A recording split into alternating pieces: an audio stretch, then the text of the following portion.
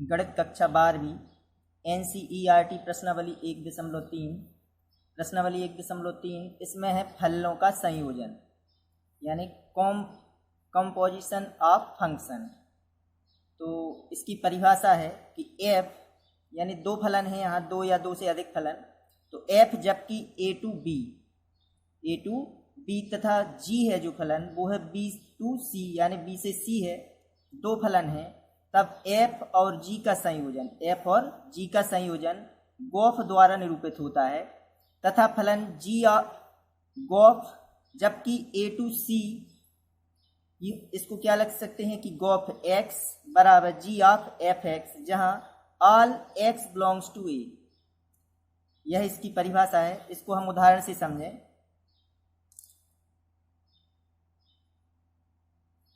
कि एक परीक्षा हाल में जो विद्यार्थी बैठे हैं,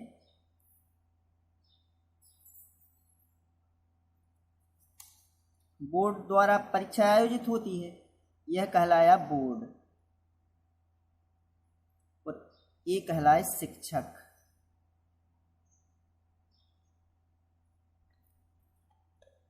तो परीक्षा हाल में जब विद्यार्थी परीक्षा देता है तो वो क्या करता है, फिर काफी कहाँ सौंपता है, बोर्ड को। अब बोर्ड को काफी सौंपता है तो इसे अगर हम a to b समझ लें, a to b, और यह इसे फंक्शन को हम मान लें f, यह फलन क्या हो गया f। अब बोर्ड क्या करता है, बोर्ड करता है कोडिंग करके, यानी उस पर एक चिप चिपका देता है उनके रोल नंबर पर और बोर्ड दे देता है परीक्षा चेक करने के लिए शिक्षकों को। इसे अगर हम जी से दर्शाएं और यह सेट हो गया सी। अब शिक्षक क्या करते हैं, शिक्षक जो बोर्ड ने शिक्षक को काफियां चेक करने के लिए दी हैं, तो शिक्षक को यह पता नहीं होता कि किस बच्चे की यह काफी है, क्योंकि उस पर एक चिप चिपकी होती है। अब शिक्षक क्या करते हैं, काफी चेक करके वापस पुनः क्या कर देते हैं, बोर्ड को वापस करते हैं। अब बोर्ड क्या करता है, इसके बाद डिकोडिंग करके बोर्ड देता है बच्चों का रिजल्ट। तो क्या बोर्ड बच्चों का रिजल्ट देता है। अब इस हम लोगों को यहाँ ये बीच की जो प्रक्रिया होती है इससे कोई मतलब नहीं है बच्चों को तो डायरेक्ट क्या चाहिए, हम रिजल्ट। तो यदि ये कहा जाए कि यदि विद्यार्थियों का शिक्षक से क्या संबंध होगा, डायरेक्ट विद्यार्थियों का शिक्षक से, तो जो बीच की प्रक्रिया है इनमें हम इंटरेस्ट नहीं है, तो इसे कहते हैं हम गॉप। इसे क्या कहते हैं, गॉप। और यदि हम ये कहें कि शिक्षक का विद्यार्थी से जो संबंध होगा, शिक्षक का यह विद्यार्थी का शिक्षक से, इसे क्या कहते हैं, गॉप। यदि हम शिक्षक का विद्यार्थी से संबंध, क्योंकि जो विशेष प्रकार के संबंध होते हैं वही फलन होते हैं, तो शिक्षक का अगर हम विद्यार्थी से संबंध कहें तो यह हो जाएगा होग। यह क्या होता है, होग, या यहां से कर सकते, ये होता है होग। ये उतना अच्छा समझ में नहीं आया होगा कि हमको गॉफ और फॉग की जरूरत क्या है। तो इसके लिए हम एक उदाहरण दे रहे हैं कि यदि हमको यह एक फलन x होगा, x, और a कहलाया fx, ये क्या कहलाया, fx, यह fx हो गया, और a होता है f g of fx, g of fx, g of fx। तो यहाँ उदाहरण लें, जैसे एक एग्जाम्पल देख रहे अपन कि fx बराबर, अगर fx बराबर है 2x, जो a to b है, जो a to b एक फलन है f जो a to b है, और एक फलन दिया है gx, एक फलन है gx जो कि एक फलन है gx। यदि gx है x वर्ग, तो जो g है वो फंक्शन कहलाया b to c। तो यदि हम यहाँ x है और a fx, तो यदि हम x के मान रखें, जैसे एक फलन,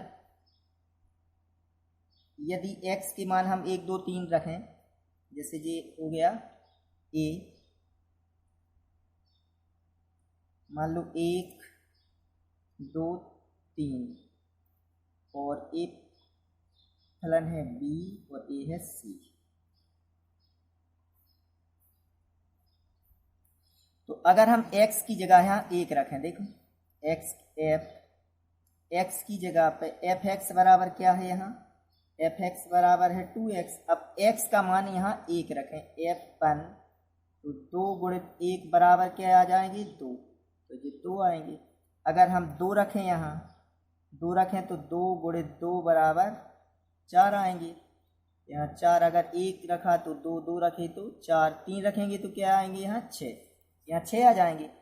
अब ए हो गया x, ये है x, ये है f(x), अब ये है gx यानी c, ये था f, अब ये है g।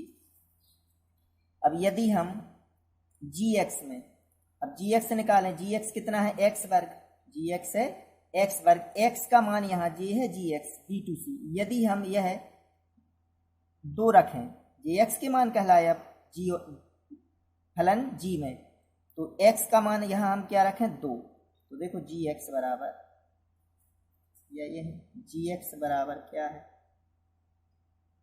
x वर्ग, तो यहाँ हम 2 रखें तो ये g2 बराबर कितना हो जाएगा 2, 2 का वर्ग यानी 4। यहाँ अब हम रखेंगे 4, तो g4, अगर हम 4 रखेंगे तो 4 का वर्ग कितना हो जाएगा, क्योंकि x वर्ग है यहाँ, तो 4 का वर्ग 16। यहाँ g6 रखें तो 6 का वर्ग हो जाएगा 36, तो यहाँ 4, 16 और 36। अब यदि यह फलन हमको क्या ज्ञात करना है डायरेक्ट, अगर हम इससे कोई मतलब नहीं है, हमको इंटरेस्ट है किससे, ए टू सी अगर ज्ञात करें, यानी फलन गोफ, तो देखो गोफ कैसे ज्ञात कर सकते हैं, डायरेक्ट ये मान कैसे आएंगे।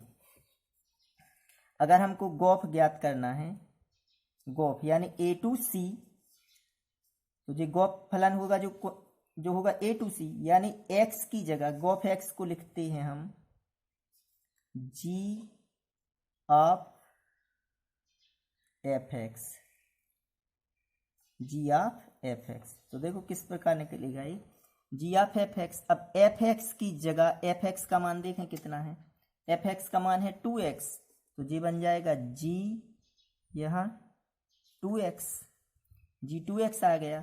अब इसकी तुलना करें हम g2x की gx से, देखो gx बराबर क्या है x वर्ग, तो जब gx बराबर x वर्ग तो g2x बराबर, तो x की जगह क्या रख दें, यहाँ हम x की जगह रखें 2x, तो 2x का वर्ग, तो जी बन जाएगा 2 का वर्ग 4x वर्ग, जी आ गया गोफ x। अब देखें हम यहाँ क्या परिभाषा में लिखा है कि all x belongs to a, जब हम गोफ ज्ञात करेंगे तब गोफ बराबर g ऑफ f(x), ये है all x belongs to a, यानी x के जो मान लेंगे वो कहाँ से लेंगे हम a से, तो यहाँ a का मान जो समुच्चय a है वो है 1 2 3, तो यहाँ हम अगर हम गोफ x की जगह 1 रखें, देखो गोफ x, तो x की जगह 1, तब कितना आ जाएगा 4 गुणित 1 का वर्ग, 1 का वर्ग यानी 1 का वर्ग 1 गुणित 4 यानी 4। गोफ x की जगह आपके कितना है यहाँ 2, तो ये बन जाएगा 4 गुणित 2 का वर्ग, 2 का वर्ग 4, 4 गुणित 4 यानी ये आ जाएगा 16। गोफ 3 बराबर हो जाएगा 4 गुणित x की जगह क्या होगा 3, 3 का वर्ग, 3 का वर्ग 9, 9 चौकी 36, तो देखें 4 16 36 जी प्राप्त हो गया, देखो 4 9 16 36। इसका मतलब है डायरेक्ट हमें इंटरेस्ट किस में है ए से सी में, तो डायरेक्ट ए से सी को कहते हैं हम गोफ फलन, जो गोफ फंक्शन होगा वो हो जाएगा ए टू सी, क्योंकि हमको इससे कोई मतलब नहीं है, लेकिन यह बीच की जो प्रोसेसिंग रहती है उससे हमें कोई मतलब नहीं होता है। तो डायरेक्ट अगर हम ए से सी, जैसे हम हटा, जैसे ये कहलाया हमको छतरपुर जाना है, यह छतरपुर कहलाया, यह बटियागढ़, ये छतरपुर और ये हटा। अगर हमको हटा से छतरपुर जाना है तो बटियागढ़ में कोई इंटरेस्ट नहीं, लेकिन हमको हटा से पहले कहाँ जाना पड़ेगा बटियागढ़, और बटियागढ़ से कहाँ जाना पड़ेगा फिर छतरपुर, लेकिन हमको इंटरेस्ट था हटा से छतरपुर जाने में, हटा से, लेकिन यह बीच में हमको कहाँ, पहले हमको बटियागढ़ जाना पड़ेगा, बटियागढ़ से फिर छतरपुर, लेकिन इस तब हमको इंटरेस्ट तो हटा से छतरपुर जाने में था। तब A to C अगर हटा से छतरपुर का जो संबंध हमको ज्ञात करना है उसे कहते हैं हम गॉफ है, गॉफ। और अगर छतरपुर से हटा तो वो हो जाएगा फॉग। समझ में आया होगा आप लोगों को। इसके बाद हम एक उदाहरण और ले रहे हैं।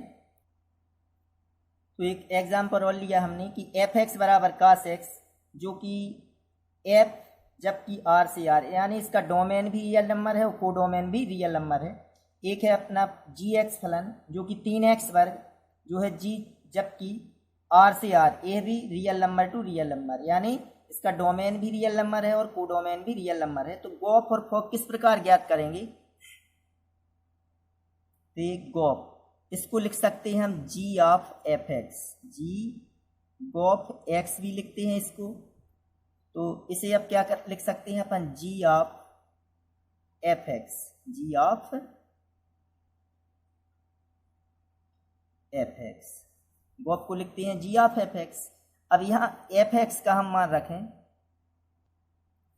तो यहाँ मान रखें gx का, f(x) का, g ऑफ f(x). अब f(x) का मान क्या है? यहाँ f(x) का मान है cos x, तो जी रख दिया हमने cos x। अब जी बन गया g cos x। अब g cos x, इसकी तुलना अगर हम gx से करें तो gx बराबर 3x वर्ग है, तो g cos x बराबर क्या हो जाएगा? 3x की जगह जब gx बराबर 3x वर्ग, तो g cos x बराबर x की जगह क्या रखना है हमको? cos x। तो ये 3x की जगह क्या रख दें? cos x का वर्ग, तो cos वर्ग x हो जाएगा ये, क्योंकि x की जगह हमको क्या रखना है? cos x, इस पे वर्ग है तो cos वर्ग x। तो गॉफ x निकल आया। अब फॉग निकालें अपन, फॉग f ऑफ, या अपन इसको लिख सकते हैं फॉग x। तो अब इसको लिखेंगे अपन f ऑफ